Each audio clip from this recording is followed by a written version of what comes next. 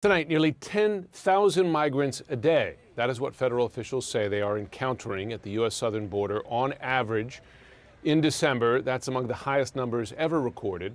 And with multiple border entry points remaining closed as the surge at the southern border escalates, U.S. officials now warning that the situation is nearing a, quote, breaking point.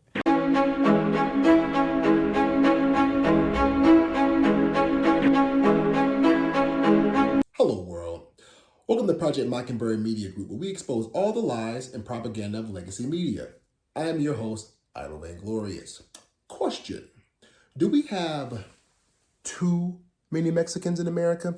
Now, that might seem racist on the surface, but you have to remember the hot button issue of the evening is mass deportation. Now, America, do we agree with that or not? Why don't you comment below, and while you're at it, why don't you subscribe and hit that notification bell? Okay, America, let's get to it. Our border is open, and we're the greatest nation of them all. It should be secure. I am all for legal immigration, all for it. After all, this country, this great nation was built by immigrants, okay? So, what are we doing now? It was a point when Donald Trump, his chief goal was to secure our border, but the Democrats called it racist. In fact, I remember when Kamala Harris called it a medieval vanity project. She feels a little bit differently now. So, now that we're involved in mass deportation, how are we going about it? What are we doing? How would we do it? Why don't we check in on the clucking hens on The View? And I get told every day, I get thousands of people telling me to go eat another burrito and go back to Mexico. I ain't going back. I ain't going anywhere, and I don't even like Mexico. That's not exactly what I was talking about. Some people are. But let's be serious about it. So let's check in on MSDNC. So you are carrying out a targeted enforcement operation. Grandma's in the house. She's undocumented. She get arrested too? It depends. Which? Let the judge decide. We're going to remove people that judges already deported. Is there a way to carry out mass deportation without separating families? Of course there is. Families can be deported together. Tom Holman is quite the cold character, I'm not going to lie. Damn. But at the same time, are you in favor of deporting an entire family? Why don't you comment down below if you are or aren't. We do need to ask the question. I mean, how did we get here? Because I do remember once upon a time, there was this reporter named Lester Holt. He had sat down with an individual who was the border czar. I do wonder who that individual was. Why don't we check in with Lester to see who that was? Okay. Do you have any plans to visit the border? At some point, we are going to the border. We've been to the border. So this whole thing about the border, we've been to the border. We've been to the border. You haven't been to the border. And I haven't been to Europe. And I don't understand the point that you're making. Well, there you go.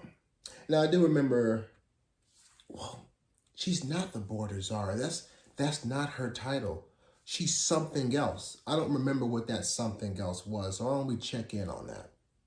You have done a deeper dive into what her record actually is on the border. What can you tell us? Yeah, it was really interesting. We keep hearing about Kamala Harris being the border czar, but that's not really what she was assigned to do. She was asked to look at the root causes of immigration, specifically in Central America, and we were able to basically do a report card on that. What did she do?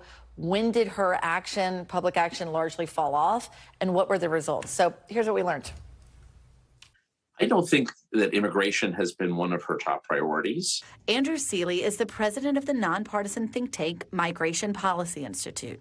I'm not sure how much Vice President Harris has been engaged in those discussions outside of the private sector part and some of the diplomatic work. In the meantime, migration from other parts of the world, including Venezuela, China, Central Asia, and Sub-Saharan Africa, are all on the rise. That was quite some time ago, 3 years to be exact. And since then, Joe Biden stepped down out of his race for his second reign as worst president of all time. And Kamala decided to pick up those reins. And then she lost. But before then, about a month ago, she was at a town hall where she answered a question about her immigration policies. Let's see what they were. As my opponent has proven himself, he would prefer to run on the problem instead of fix the problem. You may know there were some of the most conservative members of the United States Congress working with others that came up with a border security bill that would have put 1,500 more border agents at the border. Those border agents are overwhelmed. They need the support. They need the backup.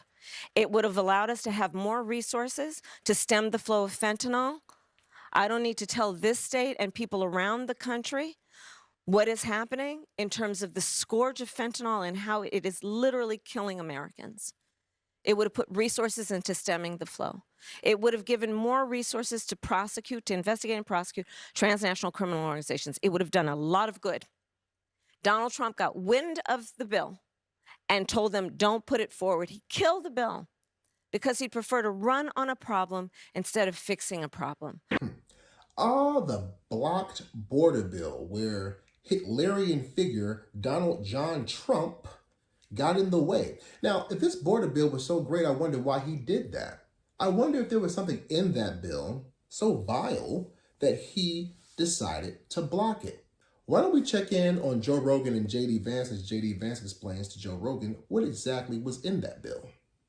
What do you think is the goal behind allowing this to take place? Now, first of all, one of the things that Kamala Harris has said was that there was a bill that could have fixed the border problem, but that Donald Trump did not want it to take place because he wanted to keep this as a political talking point. Totally dishonest. Totally dishonest. What was the bill? Okay, here was the bill.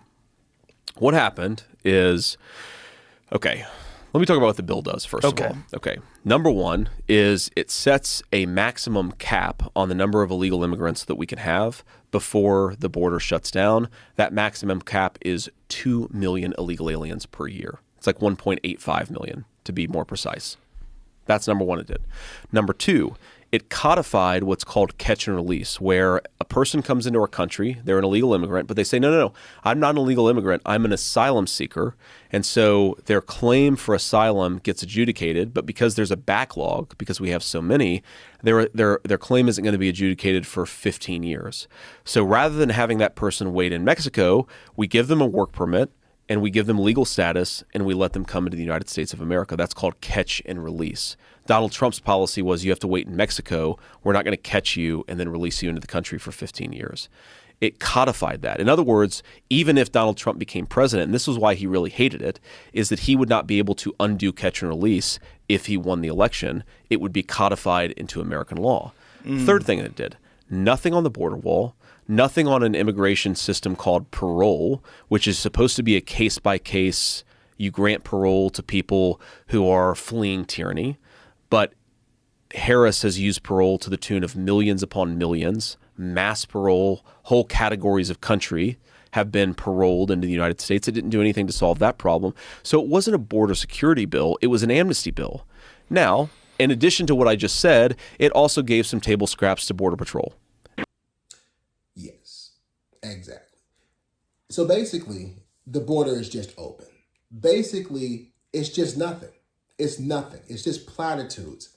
So here's my thing, okay? Because I like to get back to common sense solutions and logical planning for our future in America.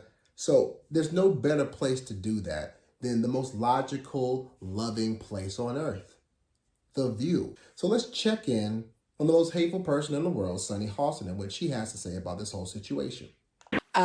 But what I would like to point out is that there is no correlation between undocumented people and a rise in crime. That's statistically accurate.